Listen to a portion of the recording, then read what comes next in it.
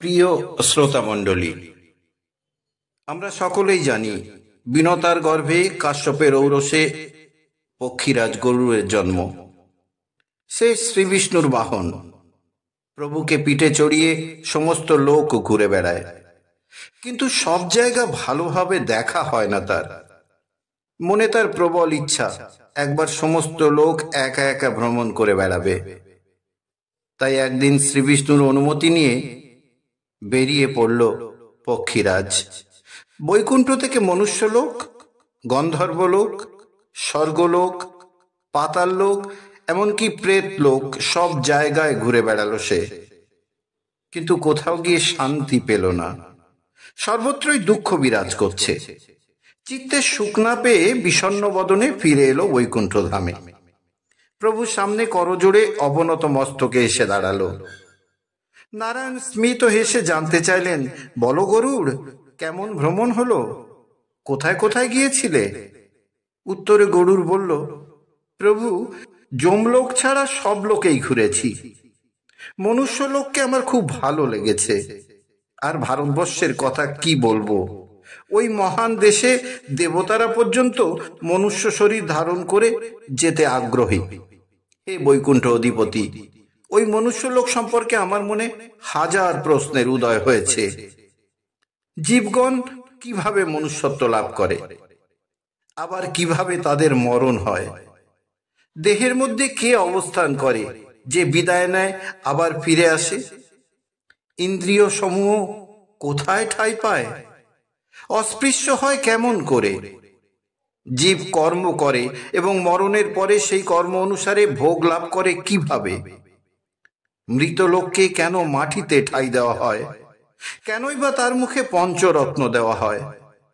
মৃত্যুর পরে মানুষ কোথায় যায়? মৃতজনের উদ্দেশ্যে তর্পণ করার কারণ কি? মৃতের উদ্দেশ্যে পিণ্ডদান করা হয় কেন?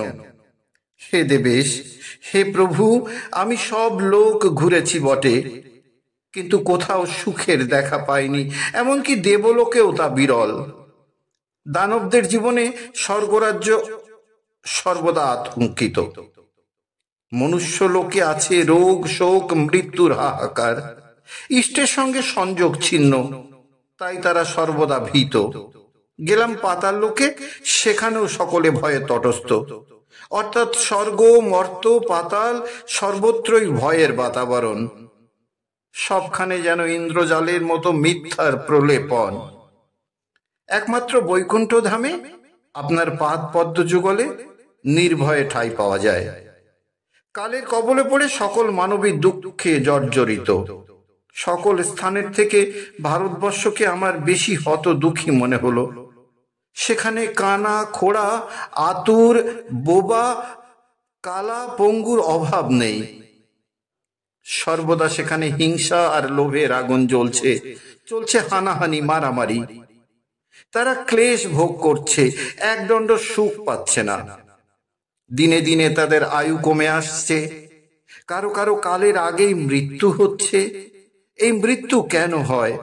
মৃত্যুর পর সে কোথায় যায়? শুনেছি নরকে গমন করে, সেখানে কর্মফলের প্রায়শ্চিত্ত করে। হে মাধব, হে দয়াময়, দয়া করে আমার এই সকল প্রশ্নের উত্তর দিয়ে আমার মনকে শান্ত হতে সাহায্য করুন। বিনোদানন্দনের প্রশ্নে শ্রীহরি বললেন, হে গরুড়, তোমার সমস্ত প্রশ্নের আমি জবাব দিচ্ছি, শোনো। স্বেদজ, উদ্ভিজ, জরায়ুজ ও অন্ডজ, এই হলো জীবের জন্মের প্রকার ভেদ। এই চার প্রকারে জীবের জন্ম হয়। গর্ভাবস্থায় জীবের সৃষ্টি ও বৃদ্ধি ঘটে। প্রথমে প্রথমে শুক্র ও শনিতের সংযোগে পিণ্ড গঠন হয়। পিণ্ডের মাঝে থাকে জীব, সেটা বর্ধিত হতে থাকে।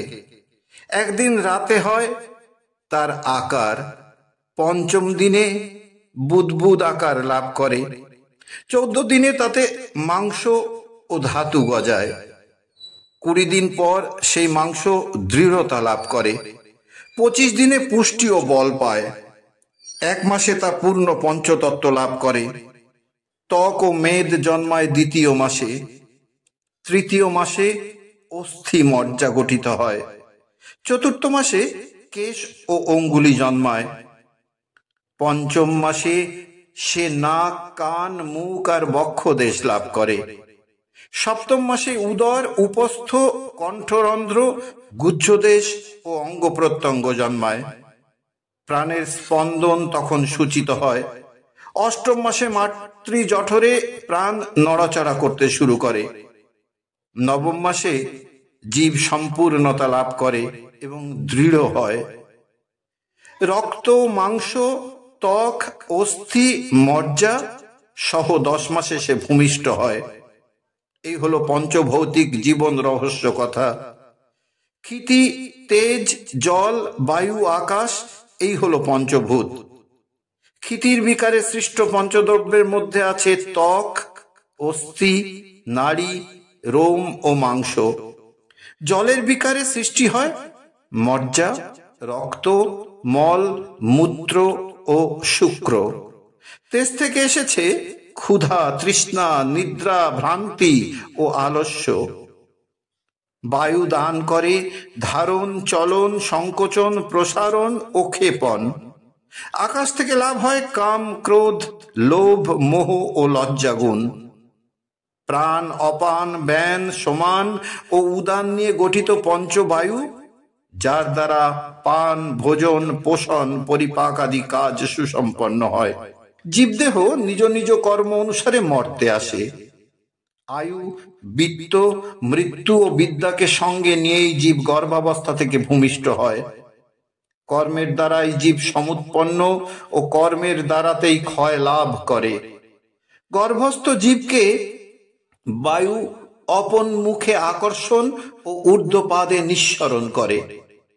জানুর উপরে 2 অঙ্গুষ্ঠ, জানুর পৃষ্ঠদেশে হাতের আঙুলগুলো আর 2টি চোখ এবং জানু দুটির মধ্যে নাক রেখে গর্ভের জীব বর্ধিত হতে থাকে।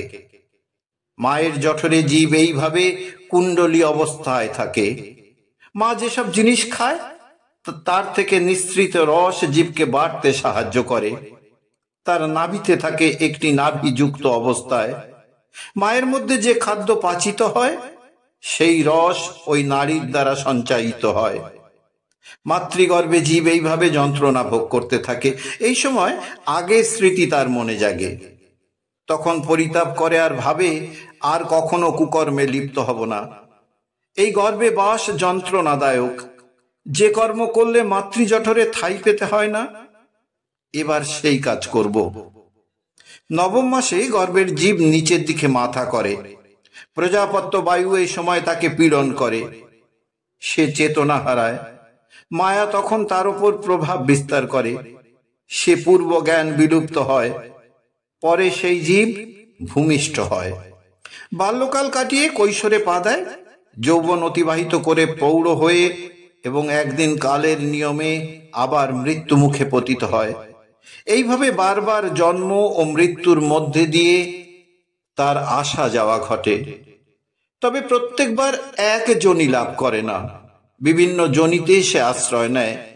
পুণ্যের ফলে স্বর্গবাস ঘটে, নতুবা নরকে গমন হয়, যেখানে যন্ত্রণা ভোগ করে পাপ কিছুটা লাঘব করে। তারপর অবশিষ্ট কর্মভোগের জন্য সে আবার মানব যোনি লাভ করে পৃথিবীতে ফিরে আসে। স্বর্গে পরম সুখ আর নরকে চরম দুঃখ, এই উপলব্ধি সর্বজনবিদিত। তাই স্বর্গবাসী সুখ ভোগ করার সময় সর্বদা মনে আতঙ্ক জাগে। হয়তোবা আমার পুণ্য ক্ষয় হলো, আমাকে আবার ওই নরকগামী লোকের মতো দুর্গতি লাভ করতে হবে। এমন চিন্তায় যদি সর্বদা মানুষ দুঃখ পায়, তাহলে স্বর্গবাসী হয়েও কি সে সুখ পায়? স্বর্গবাসে বহু দুঃখ সইতে হয়, গর্ভবাসে বহু দুঃখ সইতে হয়। জন্মকালে যোনির পেছনে মহাক্লেশ ভোগ করতে হয়। তারপর সেই জীব শিশুকাল থেকে ধীরে ধীরে একদিন বৃদ্ধ হয়। মৃত্যুর সময় ঘনিয়ে আসে। যমদূতের অনুচরেরা তার মাথার শিওরে এসে দাঁড়ায়, তাকে নিয়ে যাবার জন্য টানাটানি করে। যদি সেই জীব পুণ্যবান হয়, তাহলে যমদূতের বদলে তাকে নিতে আসে বিষ্ণুদূত। এরপর তাকে পাঠিয়ে দেওয়া হয় স্বর্গ অথবা নরকে। এইভাবে সংসার চক্র আবর্তিত হচ্ছে। কর্মের বন্ধনে আবদ্ধ জীব বারে বারে আনাগোনা করছে। যমলোকে অসংখ্য নরককুণ্ড আছে, তার মধ্যে 84টি প্রধান।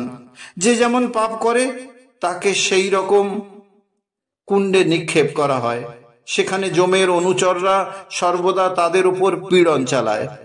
কাউকে আগুনে পোড়ানো হচ্ছে, কারোর মাথায় মুগুর দিয়ে বেদম মারা হচ্ছে, করাত দিয়ে কারোর দেহ কাটা হচ্ছে, হিংস্র কুকুর বা বাঘকে দিয়ে কাউকে খাওয়ানো হচ্ছে, আবার কারো জিভ ছিঁড়ে নেওয়া হচ্ছে। সকলেই নরক যন্ত্রণা ভোগ করছে, চিৎকার চেঁচামেচি, ত্রাহি ত্রাহি রব। কিন্তু এই যন্ত্রণা থেকে রেহাই পায় না সে।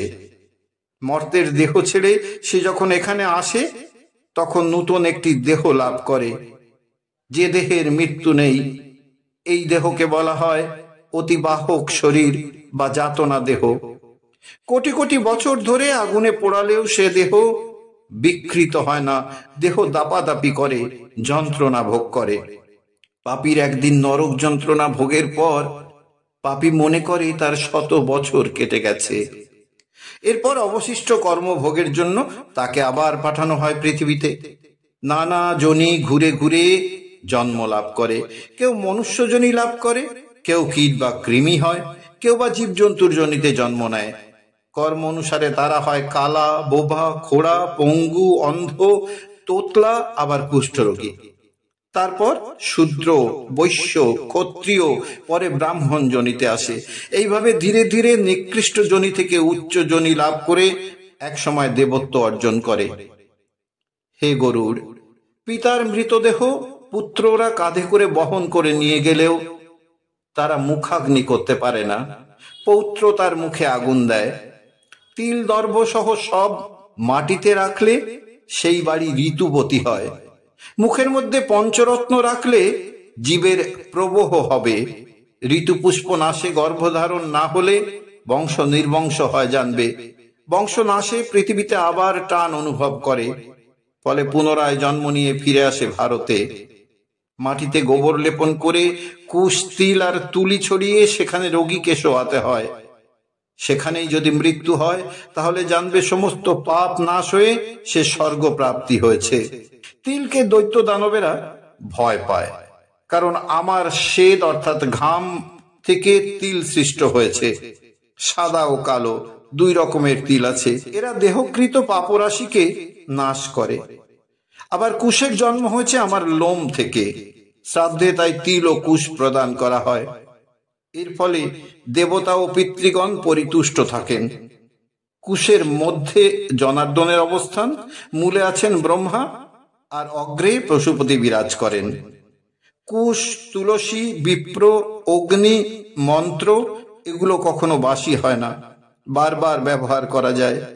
একাদশী, গো, বিষ্ণু, তুলসী ও ব্রাহ্মণ এই হলো পঞ্চ মানবের পোত স্বরূপ।